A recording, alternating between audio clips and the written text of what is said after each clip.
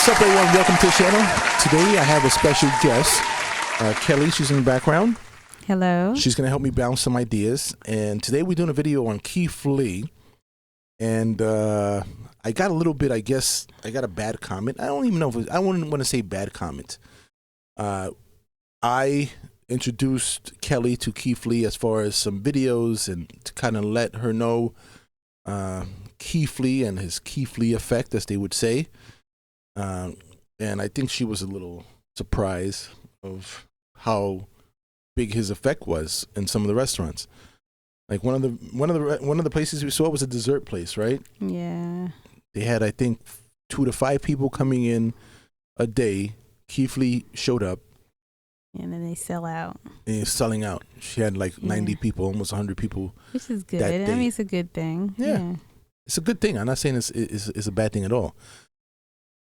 I'm making this video again on Keith Lee because I think there was some I don't want to say what, misunderstanding on my last video, or people either they did not watch my video or they took me as being negative or something. Well, I think people just blindly follow somebody, and then it doesn't matter what you say. As long as you say something negative about the person that they like so much, it's wrong, even if it makes sense.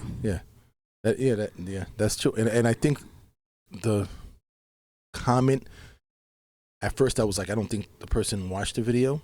Possibly didn't, or probably he was just focused on not being it was just not all gravy, the video about Keith Lee. But I think Keith Lee comes from a good place, but I think critiquing restaurants, reviewing restaurants, when you have, now he has 15 million followers. Before he had 14, so in a month he grabbed another million, which I think that's just nuts. I mean, like I said, I wish I had a quarter of that. Yeah, because there's pros and cons when a professional critic comes out and critique your restaurant. You know, they could make or break you, and that's like serious stuff. But then you have the social media guy that's not even a professional critic. Yeah. But he's calling him they're calling him a food critic and TikTok critic, whatever you want to call it, but they're calling him a critic. Same thing that he can make or break your restaurant too. So it kind of sucks when you fall short and you're on the other side of the Keith Lee effect. Yeah. And again, there was some examples that I mentioned in the last video. There was in Atlanta, which now the last place he was in Houston, Texas. But in Atlanta, you got a lot of backlash, and some restaurants got some really bad backlash by Keith Lee followers. And as much as Keith Lee doesn't want his followers to throw this hate on some of these restaurants, it happens when you have 15 million followers. You're bound to get some people that are just a little bit off, and I don't mean that in a bad way. But 15 million people, that's more than some small countries. You know, that's a lot of people. Yeah. It's just, that's a lot of people. Yeah, we talk about this all the time because people have different palates and they like different things. So food is art. Art is the eye of the beholder, they say. Yeah, you try something that you don't like and you're like, oh, this is the worst thing I've ever had. It might be good. 100 people might love it, and you might be 1 or 2 or 3, 4 people that hate it. And everyone's listening to you, and they're like, this is the worst place ever. And it's not. No, I agree. I always say that one example. As much as we had great reviews at our restaurant, there was this one dish that I thought was really good, and most people enjoyed it. And I even had people that used to come for it, which was the bacalao, the salted cod. And then I got a bad review. They said everything about the dish was good except the salted cod, which is bacalao, because it was too salty.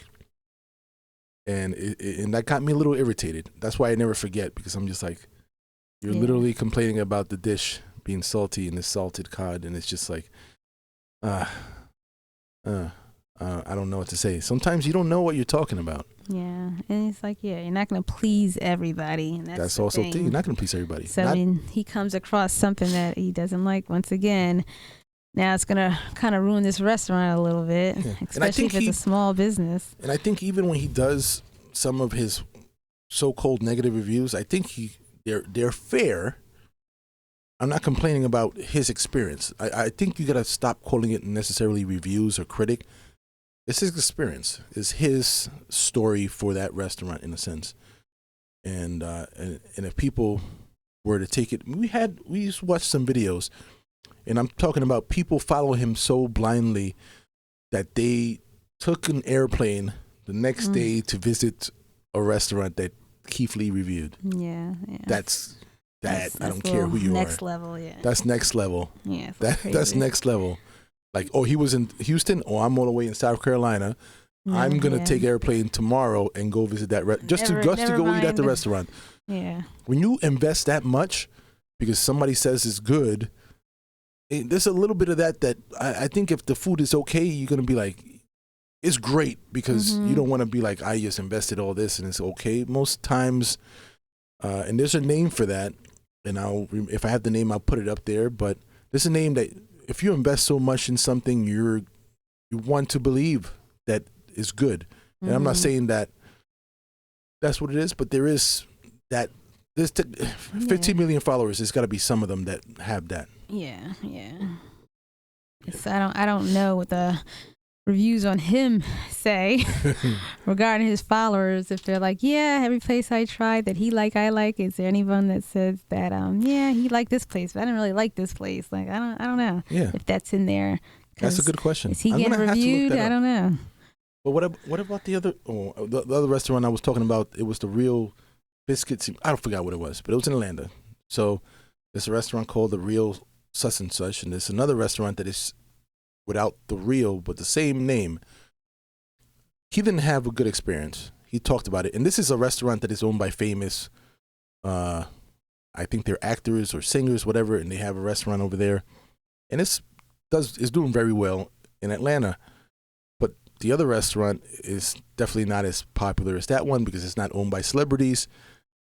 He did his review, and people were confusing the restaurants to the point that they were sending blindly 1-star reviews to this restaurant. They bombed. They Google, Yelp bombed this restaurant, and he never even went to this restaurant. So that's what I mean. It's one of those things. You know, people follow people blindly. You didn't go to the restaurant, but because Keith Lee didn't have a favorable experience, your review is a 1-star review, but you never went to the place. You actually even talking about the wrong restaurant, but this place got bombed with 1-star reviews. And that happens without the Keith Lee effect. Yeah. People do that. So you add somebody with 15 million views. Yeah, that's a lot of power. That's like Spider-Man, great. That's a lot of followers. That's a huge. Yeah. Yeah, I mean, I don't know how he became famous. It's a little crazy that, he's on the news and everything. And I didn't know about this guy. I didn't know nothing about this guy. For those that don't know, I have a YouTube channel, which, very small YouTube channel, and I have my I barely use social media. I try over the last couple of years, but I'm not the social media person, guy, whatever. So I was out of the loop. I didn't know. And I found out about him. So when I found, and now he's like everywhere. The news, local news, he's everywhere. Yeah. Well, I think it just agitates us because we're in the food industry, and there's always people. Agitate is, we don't mean it not in a bad him, way. But it's just the whole topic. Everyone's just trying to critique food places all the time, and now everybody's a professional. Don't have any background schooling in any of these cuisines, don't know if it came out of a box or if you made it from scratch, and don't appreciate the craft. And they could come up here and say, ugh, I don't like it. And this is what we're talking about. They don't know the difference between like Wagyu beef and a good cut, a bad cut. I don't. It's just. Honestly, I was watching some of the videos before, and they showed like clips of the people in the kitchen working, talking about the Keith Lee effect.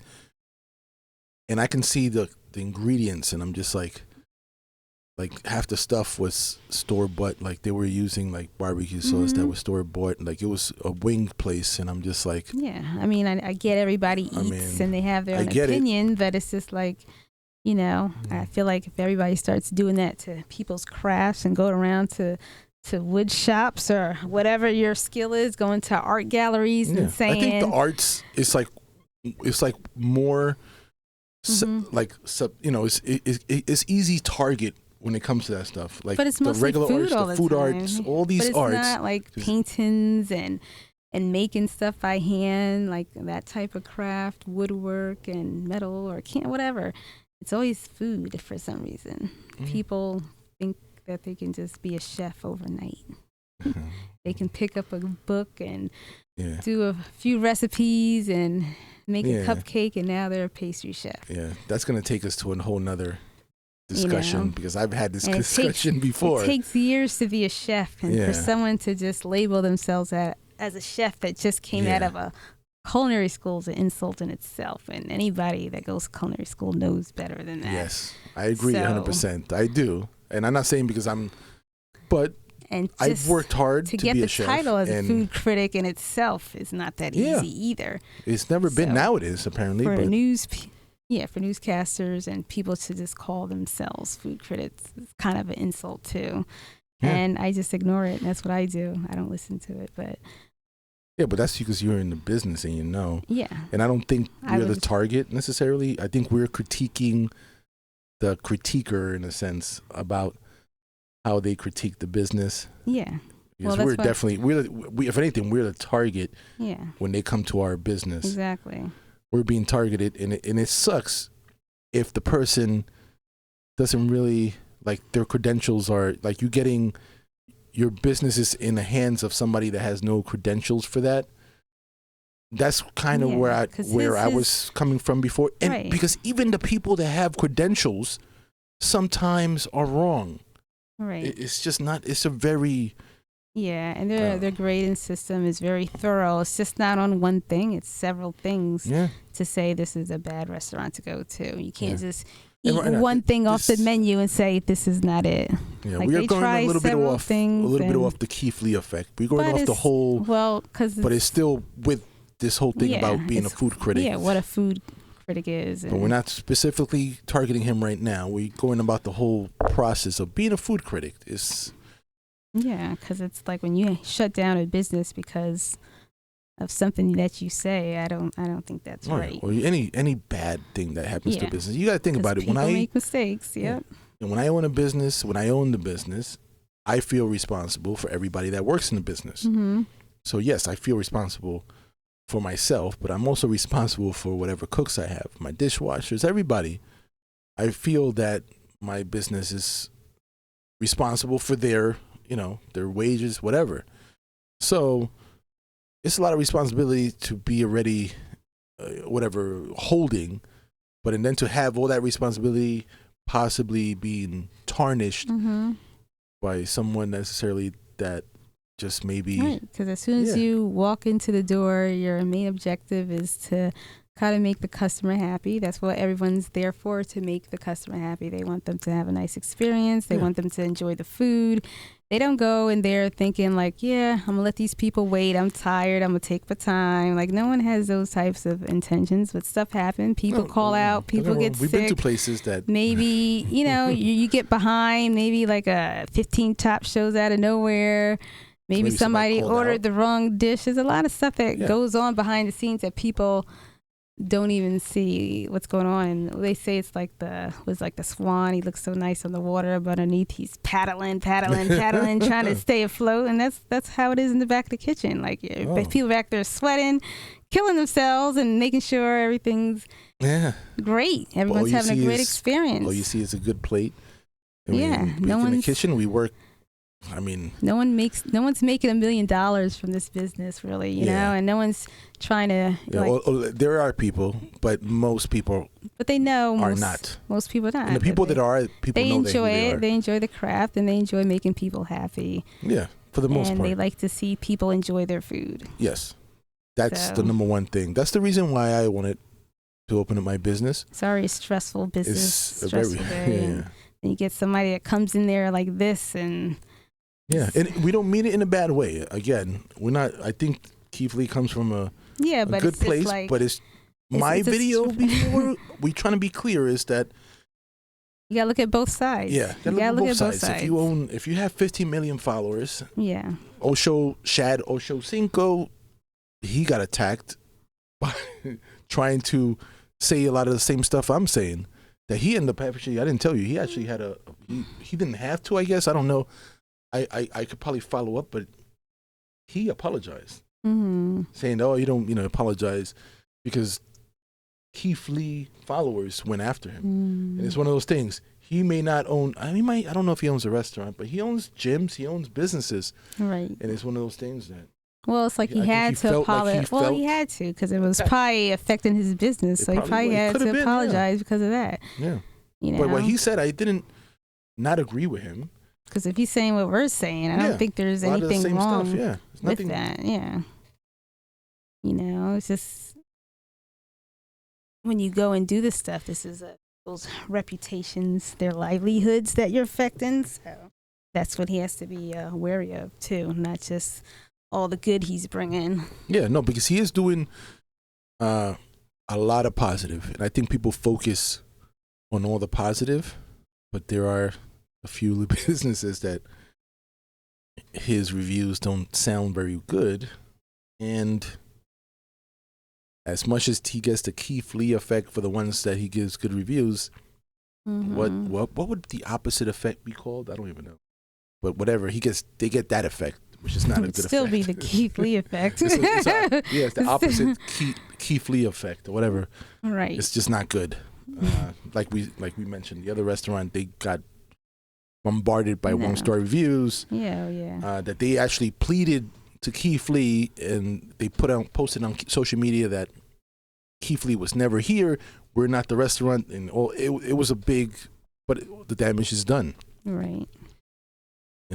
Just because this is what I mean, and I said in the last video, people follow him blindly. Right, and I wouldn't be able to do that. If I did that and I found out that's what happened to an establishment, that they kind of just it's tough. Went down, I wouldn't do it again. Yeah. I wouldn't do it. Yeah. I would just be like critiquing people and showing the places that are really good and posting them. If I go to your place and I didn't like it, then I'm not gonna say nothing, and you're not gonna get any of my marketing. Simple as that. But there's just no reason to say don't go here. I didn't have a good experience. The food's not good. To be fair, I didn't listen to his whole review on that place. I did listen to some clips, and I don't think he said. And at the end of his reviews, he says that's my experience, and maybe it was just one off. It's too late. It's too late because the way there is when you have people that follow you blindly, it don't matter what you say at the end. All they're listening to is that your experience isn't too good, and it's like, well, but as much as you plead and say, people, please don't do this, and they are. Yeah, it's just too many. 15 million people. Yeah, there's got to be a couple people in there that are not. Right. Some screws are loose, yeah. Screws. Oh, I didn't say that. But yeah, that's a nice way of putting it. So there was one more thing that I was going to say about this whole effect that I said before. Can't remember. But again, I'm going to let us go on this note. Again, nothing against Keith Lee. I just wanted to clear up the misunderstanding. It was not like I was going after him or anything. It's just when you have that much followers, and people really seem to love this guy, and I don't see anything bad with the guy. It's just just promote the places you like, and that would be kudos for them. But he did say something about that. He's like, if I only give good reviews, people are not going to take me serious. No, I get it. I get that, but at the same time, just be like, I'm only gonna post places that I had favorable reviews. I don't always have good experiences, but I would refrain because I don't want to. And people will respect that. I would respect that. Yeah, I would respect that because you're not a professional, but you're, like I said in my last video, you have the pull. You have right now. He has more pull than a professional food critic. Like there is food critics when we had a restaurant in Philadelphia, and they would basically have a little bit of. Right now, this guy, if he could go to any freaking city, and if he gives a restaurant a good review, he has more pull than the damn food critic from that city. That's nuts. That's just nuts. To me, it is, at least. I don't know, but yeah. I don't mean I don't mean any negative. I just try to make my point. That's all. And I think the last video. Yeah. Well, the question is it fair? Yeah. Is it right for someone to have that much pull in words? Exactly. And I think the last person misunderstood me very much. At first I said maybe this person did not see the video and they just saw the thumbnail and commented off of that because or maybe they're just looking at the thumbnail and when people are idolizing listen you to a just little have bit. To be careful what you say now. Yeah, they don't want to hear nothing. They don't want to hear somebody that they really like being critiqued. That's all. Even though he can critique anybody, but if you critique him, it's a problem. Yeah, it's like they don't know the guy personally. Exactly. I mean, they don't know him, and I'm not saying that he's a negative person. But everything's fine until the guy comes to your place and messes you up or your establishment and your business. Then it's a problem. Then it's a problem. Exactly. Then they're like, yeah, you know what? I agree with you. Yeah, you have a business. I mean, I don't know. I think people are built differently. I think I always want to have a business here and there, so I always try to see. And of course, we all are customers. That's number one. I think people forget that people that have businesses, even though right now I don't have a business, people that have a business are also customers. So sometimes I guess some people forget that they are also customers, but I try to have empathy for both because I got to make sure my customers are happy. Yeah, because we go to a lot of places, and they're not just food places now, and bad service everywhere. Yeah. Oh, yeah. Everywhere. That's a whole nother thing now, yeah. Service is not very good. Healthcare field, mechanics, everywhere. It's just now bad it's like service. And that's a whole other thing. Now I'm jumping from one thing to another, but I did a short like a couple of days ago about how everything seems so out of place or so bad. I want to say it. Everything seems so much worse now than it seemed before.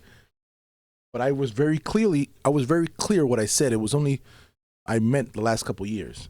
And somebody, well, of course, you always get a comment and it's good. And the person was like, oh, that's just because you're just getting older and stuff like that. And I get that argument. I really do. People are like, oh, when I was in my day, that's not what I mean. I'm literally talking about the last 5 years. Right. So I think you've been, whoever made that comment, they got older in the last 5 years. No. If you can't tell me you don't notice a difference within the last 5 years to now, and then it is a big difference. You're just ignoring all because I'm talking about everything. Everybody. If you want to make an appointment to see a doctor, it's now like most doctors take you 4 times the amount of time that it would have taken you before. If you wanted to go, it's not. We're going through some weird times right now. I hope it doesn't stay like that. I mean, it's just short staff. Every place is a short staff. It's just they call out, they quit, and you can't get nothing done. Yeah, you know, and it happened in such a short period of time. Right. That's really what I want to say. But okay, before I ramble off, thank you, Kelly, for joining me today. It was really nice. This is a little new podcast. We're gonna try to do one of these at least once a week. This is the first one. Leave your comments below. Subscribe if you made it this far. Definitely subscribe. Leave a like and your comments. Thank you very much. Peace. Later.